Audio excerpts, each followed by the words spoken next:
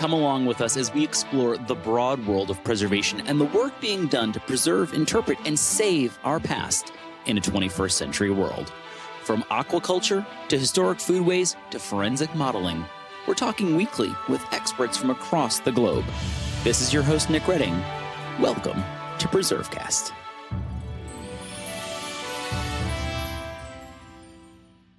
This is Nick Redding. You're listening to PreserveCast, and today we're thrilled to be sitting down with Dr. Cheryl Fogle-Hatch, and she founded MuseumSenses LLC, which is a consulting firm that helps museums develop multisensory exhibits for everyone, regardless of their visual acuity. And we're going to be talking with her about this really fascinating world and important world of making museums accessible to everyone. I was telling Cheryl before we hit record, I wanted to do an episode like this, and I was so glad that we had the opportunity to get her on the podcast and talk to her about it. But like everyone that we bring on, we love to get to know them a little bit, understand their background and how they got into this. So, Cheryl, why don't you introduce yourselves to the audience? Tell them a little bit about yourself, where you grew up, your background, and how you got into the museum world. And then we'll talk more specifically about your firm and the work that they do. But tell us a little bit about yourself and what listeners should know.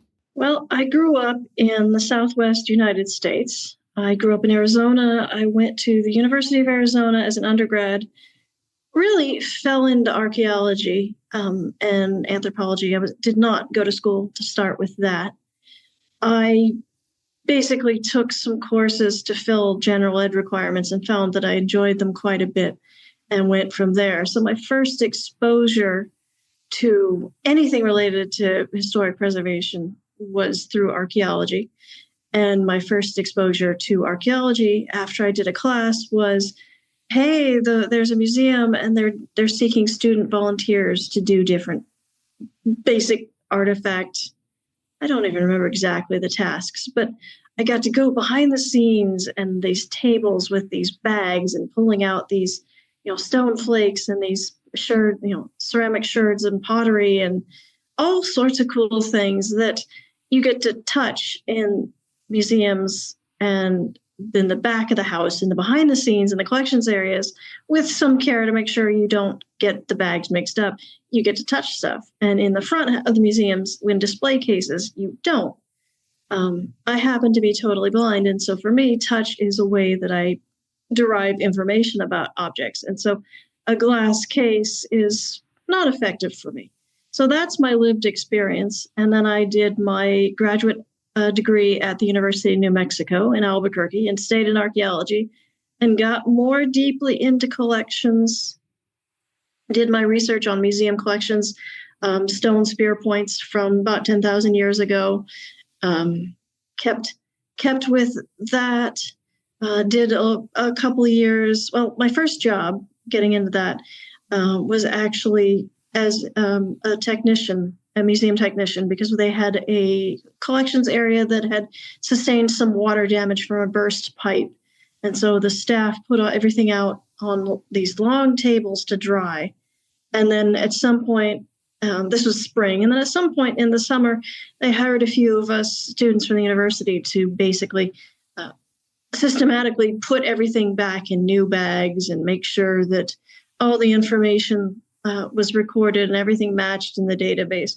So that was my first paid job in museum world. And then I did a few years stint as a student employee with a federal agency and learned a bit about all the review processes and learned about Section 106 and historic preservation review. And then I left that, and then I taught the intro-level classes in archaeology at my university, and then I got my PhD. And midway in the middle of writing my dissertation for personal reasons, my spouse got a job in Maryland, and we moved from New Mexico to Maryland. And I was still writing, and I needed something to do and needed to learn about Maryland archaeology and had no network here. So I contacted the folks at Archaeological Society of Maryland. We got here at a good time. My first excavations in Maryland were the Patterson Park Pagoda, if you remember those in 2014, I think. And so I was screening and asking all the dumb questions about Maryland archaeology, like, what are these square metal things? Oh, it's a nail, and just the square cut nails, because I wasn't familiar with those. And asking all those, I'm new to Baltimore, tell me about Maryland archaeology and mid-Atlantic archaeology, and tell me what books to read and just how to, just get into this on the fly. And then I've been volunteering to do that for a bit. And then Lisa and Jason with Herring Run, I volunteered with them to wash artifacts. That might have been where I was asking about nails, but I always had a lot of nails at Herring Run and other things. And then I started basically networking like crazy. And then I finished my dissertation, went back out to New Mexico, defended it, and then came back here and started looking for something to do. And as my network was growing, people would start to ask me for my feedback about particular instances and things in museum exhibits. And one thing led to another. And someone offered me a stipend. And then someone else said, why don't you start a business? So that's my story. And there's a lot of different interesting pieces in there that we could tease out. I mean, I think one that a lot of people would have questions about and would be really curious about, and I'm sure this leads into the work that you do at MuseumSenses, is this idea you mentioned that as a blind person, being able to touch an object has a profound impact on your way to understand it. Talk to us about the challenges, or not just the challenges, but also the unique abilities that you have when it comes to doing archaeology as someone who has blindness. Like, talk to us about what that looks like, because I'm sure some people are curious about that. Yeah, I read about, my first experience in archaeology. I used to read National Geographic and stuff like that. And so that's when I had the chance to take an archaeology course in college. I jumped at it. And so I spent a couple months kind of reading and doing course stuff. I found that it was something I was really interested in. I was getting to my class early, and that was an 8 a.m. class. I was getting there early 3 days a week. Like, okay, I really like this. So when I had the chance to go check out artifacts in the museum, and then there was an excavation they were seeking volunteers for, and I asked. And with excavation, you have the square in front of you is the scale at which you're working. A half meter, so a meter is like 3 feet. So between a meter or half meter. And so you can really kneel in the excavation unit and reach in front of you. And so my technique became using the trowel in my right hand and feeling along behind the edge with my left hand. And so that real visceral, immersive experience of being right forward in the square, hands-on, I had, when I did my archaeological field school, they knew that I hit an ash deposit because I was leaning forward and I got ash on my face. And they looked at me as, oh, she's got an ash deposit. This was a historic Pueblo site, and this was a residential unit. And but you can tell a lot by touch with the soil, if it's sandy soil or if it's hard clay soil. A root feels kind of long and woody compared to a rock, compared to a piece of ceramic, compared to a stone tool. As you're kneeling in your unit and you're reaching to map with your tape measure, I got a tape measure that had a speech. It had a little battery thing you attached to it so that it would read the numbers as you were pulling it out. And you could press a button and have it read, 2 meters. And it was a British accent. So I'd say 20 centimeters. I did a horrible British accent. But yeah, because to get a metric tape measure with the device that helped it speak, I had to go to a catalog, and they had to supply from a country that used metric measurements, because all the American ones were in inches. And archaeology, particularly pre-contact archaeology, the measurements are metric. Contact archaeology, historic sites, the metrics can be in inches and feet, but the standard for pre-contact has been meters and centimeters. So that was an interesting little side note. So being in an excavation, I understood what the squares were, how you mapped, how it's laid out.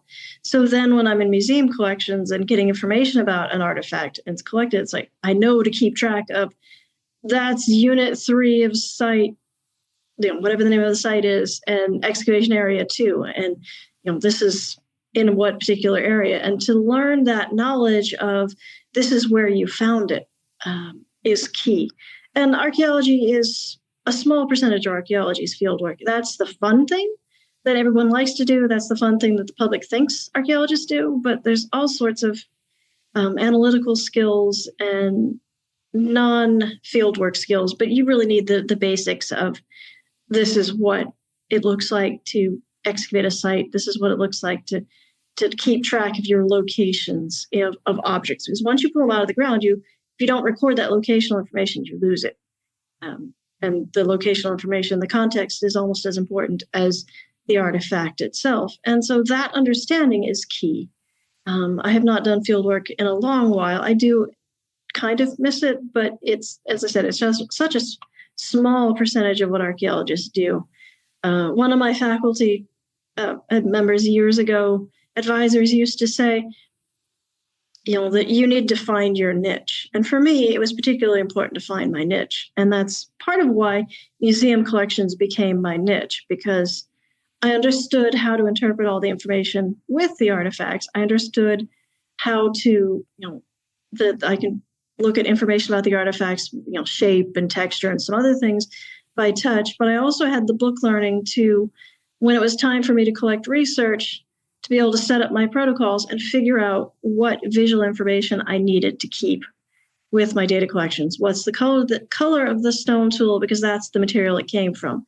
And so I devised a protocol of visual information, very targeted questions that I would ask of, I had gotten grant funding to hire a couple of undergrad students to work with me at the museums as research assistants. And their job was to give me all the visual information. And I had a sequence things I wanted to ask about and things I wanted to incorporate so that I had the full data sheet with information that I know by touch, that I know is important, that I get by vision. And then I had them take photographs of the artifacts. And I had them take 2 of each side of the spear points. And that, when I got back to my university, was a cross-check that my dissertation faculty could go through and look at, and we could cross-compare. So it's a lot of planning. It's a lot of understanding how a site's laid out and what information that I need to be very clear about designing a protocol to collect. Well, it's fascinating, and it was really cool the way you kind of just explained that. Talk about like a lot of planning. What you just said there, that kind of lends well to sort of the next question, which is sort of about MuseumSenses and the work that your company does, and really that kind of is part and parcel of that. It's a lot of planning in terms of getting the right exhibit in place. So, talk to us about the services that you provide, and then maybe give us an example of a project that is sort of emblematic of the kind of work that your organization can do.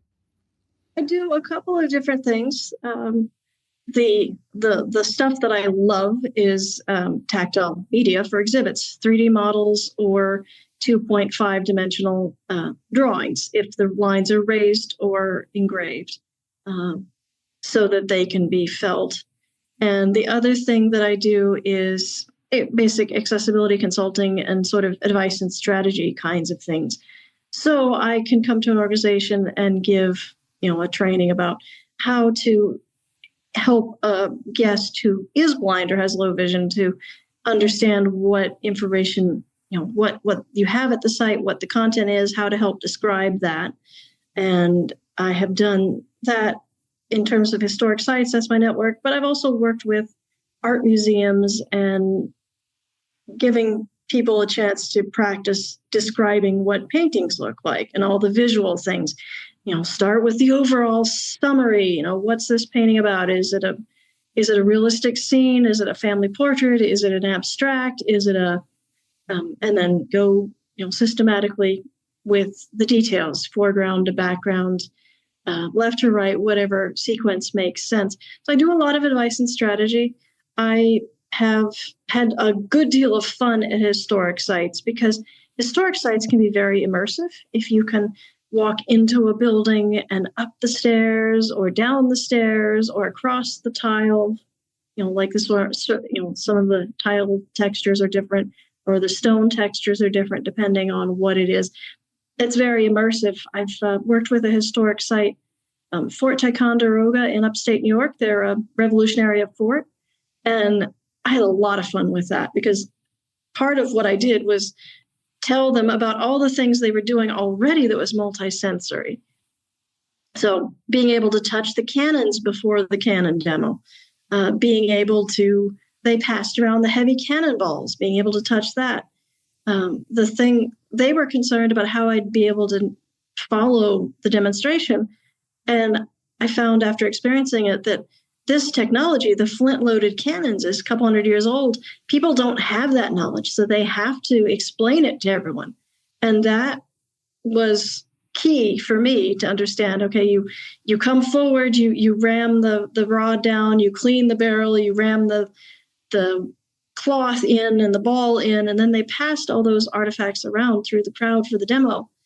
And then I only really had one or two questions after about what they did, but I could follow it pretty easily. So the description in that sense was integrated and had a good interpretation and a good hands-on experience. And so that was a lot of fun to be able to tell them, hey, this is a really good multisensory experience. It might be enhanced if you pass this around in addition to that, because they had I had to go up and ask to touch the powder horn. There's a picture of me on my website touching the powder horn, talking to one of the interpreters in era uniform. And so that was a lot of fun. And I really enjoy things like that because people, when you're working with an institution, it's what do they have? Can they play to their strengths? So a historic site that does living history can play to its strengths in doing living history and reenactments because they have all kinds of things. And they just need a few extra pointers, a little bit more description and maybe, one or two extra pieces of encouragement. And so I was going to say, it occurs to me that this makes all interpretation better.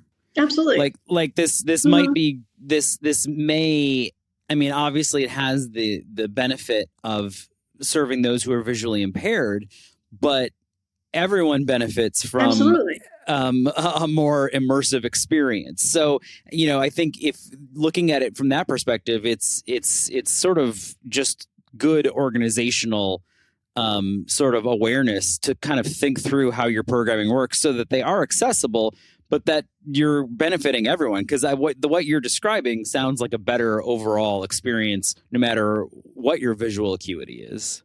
Right. And I have to remind people that a family group is going to have people, who, like when I go to museums, especially something like Fort Ticonderoga, it's rural. Someone's driving me. So I'm in a mixed group anyway. So the same program to interest both of us, whereas I don't have to wait to arrange something separately, or, they can get the same experience that I get because people travel with family all the time. So talk to us about, that's a great example of Fort Ticonderoga. And obviously, you're based in Maryland, but Ticonderoga is in New York. So you work all across the country and people can bring you in to do that. So that's an example of where you have a program going on. But talk to us about that other piece you talked about where it's either the raised image or an actual an object or a statue or something like that that's been created to tell a story in a museum.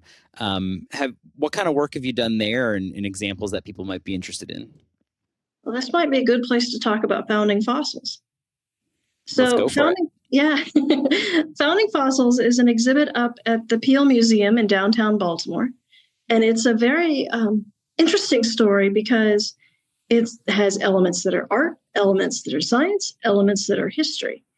And I worked with, my co-curator is Bernard Means at Virginia Commonwealth University. And he's been 3D scanning archaeology and paleontology collections for years. So he already had some of the models, but he certainly has the technology. And he and his students, one of his students was an artist, and she produced a graphic comic book to tell this particular story. Apparently, the Revolutionary era, some of the people, Washington, Jefferson, Franklin, were really interested in prehistoric fossils and things like that found in the Americas, because there was a French scientist who thought that animals got smaller and weaker in the Americas and were less weaker than the European versions. And so they wanted to prove as a matter of national pride, no, we've got big fossils here too. And there was an excavation of a mastodon. Mastodon is an extinct elephant, and it was done in upstate New York, and it was done by Charles Willson Peale, who was in Philadelphia, and his son Rembrandt Peale founded the Peale Museum in Baltimore in 1814. So when I read about my colleague at Virginia Commonwealth University about the comic book, about the story of, they called it Founding Monsters, how the American forefathers were so into prehistoric mammals. And I reached out to him and I said, I know the perfect museum to put this up, because this is one of the stories that the Peale family was involved with, and the Peale family founded the Peale Museum. So we proposed an exhibit, and we contacted everyone at the museum, and it was a go. And it took us a little over a year and a half between design and installation, because we had to fundraise for it. So he had to apply for some university money to create the 3D objects, and we had to do some other things. But the premise from that exhibit was, I wanted to have an exhibit that from day one, we're thinking about what we can make tactile. We're not doing it at the end after the design has been done. We're not scrambling. It's inclusive at the step one in the design. And we started talking about the comic book and each of the pages. And most of the pages, we figured out a touch object to associate with them. So, and also the paintings. There's a painting of Charles Willson Peale Museum. And so in front of that, we have prints of the mastodon, the ulna, and the tibia. So the big, long limb bones. And the nice thing about working with a university makerspace is lots of student labor. So Bernard's students, he sets them up on these long tables, because I visited his lab in Richmond, painting. They paint artifacts to match the 3D printed replicas. They paint them to match the artifacts, the colors. So these replicas, yes, they feel a little plasticky, but they are painted to resemble ivory. And then one of his students, Anna Carter, took modeling clay and sculpted the bust of Charles Willson Peale that you can see his face and his bust in the painting. And she sculpted it. And then he scanned that in as a 3D print.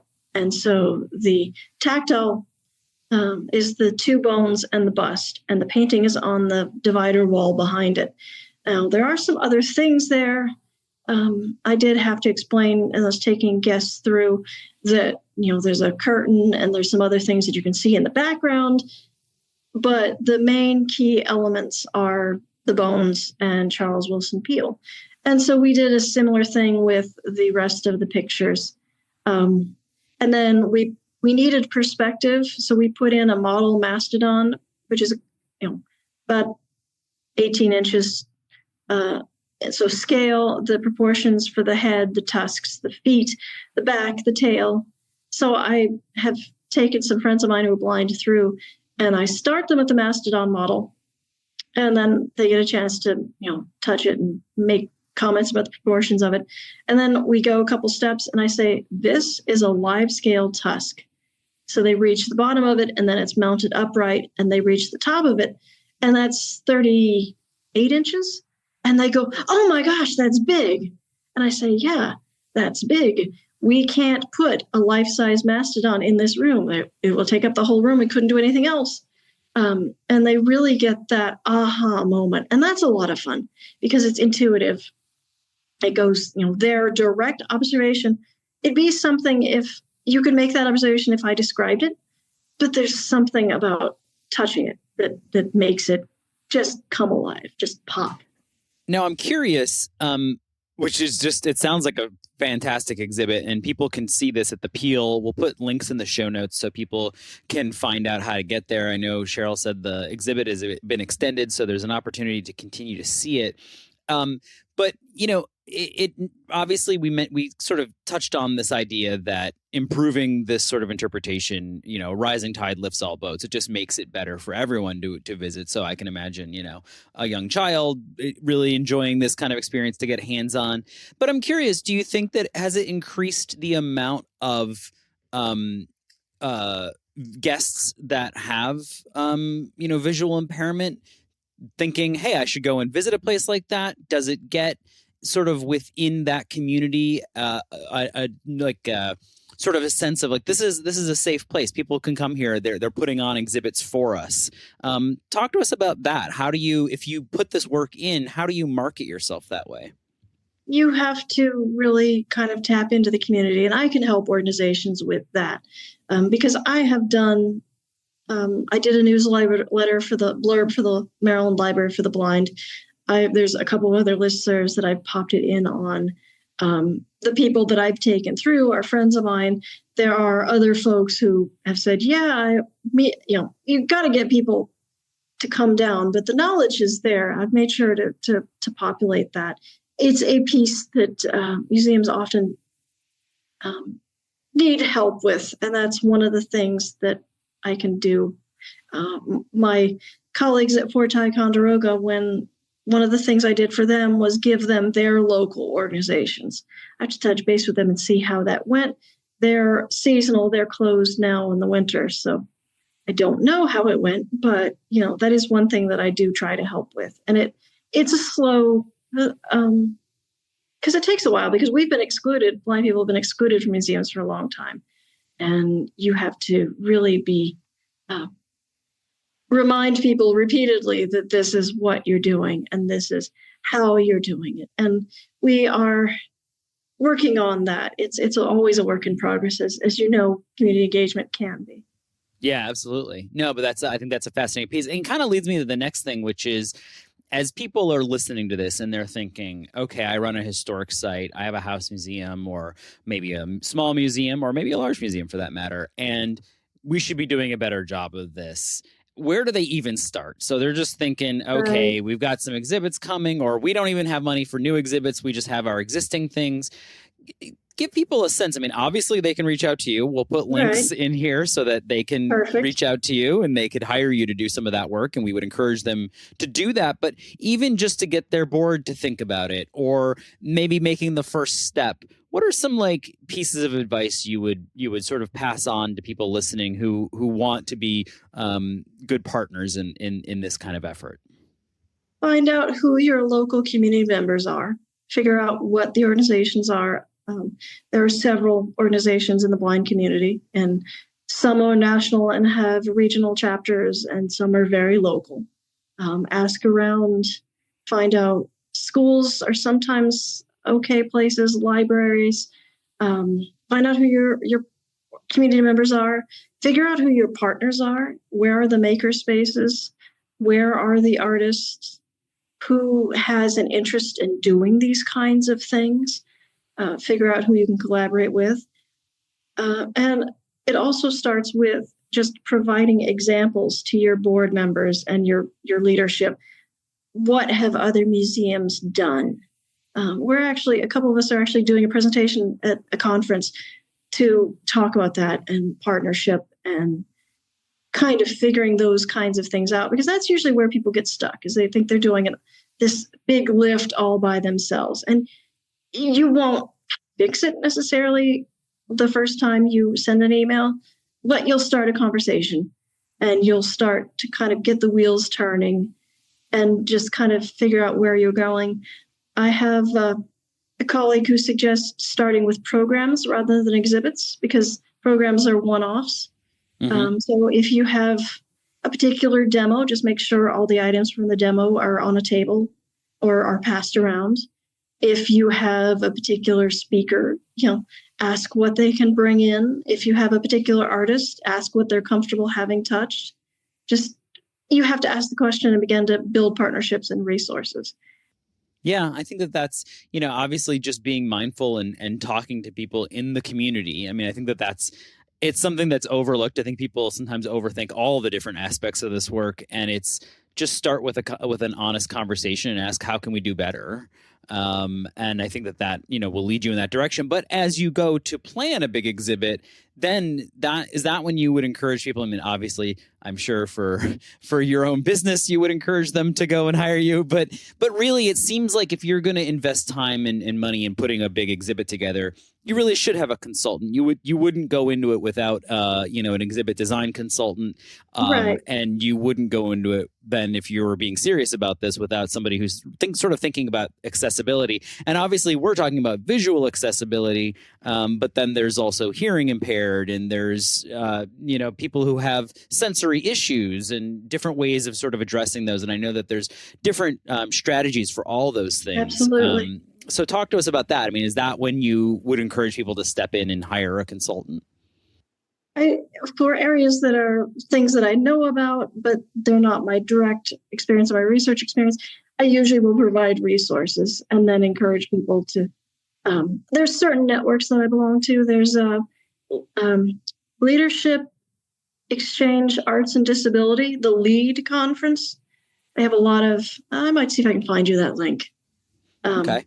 They have a lot of resources and a lot of listservs and contacts. And so sometimes it's, I think you should talk to so-and-so, or let me find out from so-and-so what a good resource will be. And just knowing where to pull resources is key. There's also folks that have worked with this. There's a toolkit called Making History Accessible that I was an advisor on, that it was a project with the Intrepid Museum in New York City and the NYU Ability Project. I have a research affiliation up there. And we have case studies and things like that in that too. So I got to get you that link as well. Yeah, that sounds great. So Cheryl, what are you working on next? I mean, you've tackled mastodons. Where are you headed after that? I was asked by a community member to help curate an exhibit at the Peel for tactile art. So at the moment, I'm going through portfolios of artists. The Baker portfolio site for local artists. Yep. I'm going through and also by referrals, figuring out who's comfortable having their work touched and what characteristics would make good touch objects. So that, if all goes according to plan, may open next year. That's the big one. I've got a couple of conference presentations, and I've got a research workshop on tactile media coming up. I always find things to do. I would love to find more things to do. But really, because a lot of what I do is raise awareness. And so I do a lot of these presentations and speaking and things like that. Well, you do a great job of it, and people, I think, should take note of this work. It's important, and it's a way that we can serve every member of our communities, and I think that's an important part of preservation and passing these stories along. Before we go, we always ask people if they have a favorite historic place or site, and I'm curious what your answer is going to be. I'm excited to hear it. Well, I've been thinking about that because, like I say, I listened, so I knew this was coming. I still fall back on archaeology, and growing up in the Southwest and college years, and going to the cliff dwellings in Mesa Verde in Colorado and going up the ladders into the cliff dwellings. And granted, it's a Park Service and they had to reconstruct the ladders, so it's 2x4s. But climbing up into the cliff dwellings was really cool. Very, very immersive. Yeah, I was going to say that's a good example and a good way to cap the conversation, because what an immersive experience to do that too. Well, Cheryl, it's been a pleasure having you on. Let's get you back next time you've got another exhibit to tell people about, and we'll talk to you next time on PreserveCast. Thanks so much. All right, sounds great. Thanks for listening to PreserveCast. To dig deeper into this episode's story, head over to preservecast.org for show notes and our collection of previous episodes. Don't forget to engage with this podcast by subscribing, commenting, and leaving a review. Follow along on Instagram, Twitter, and Facebook at PreserveCast for even more. PreserveCast is currently recorded in Walkersville, Maryland, and sponsored by the 1772 Foundation, and powered by Preservation Maryland. Thanks for listening, and keep on preserving.